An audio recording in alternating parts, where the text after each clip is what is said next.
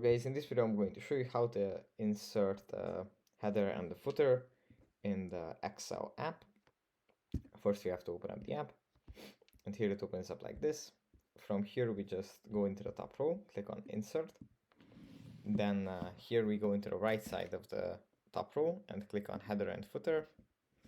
And here we will be able to add the header and footer as well for the data. And this is how these things look right now. This is how we can organize our stuff for these layouts.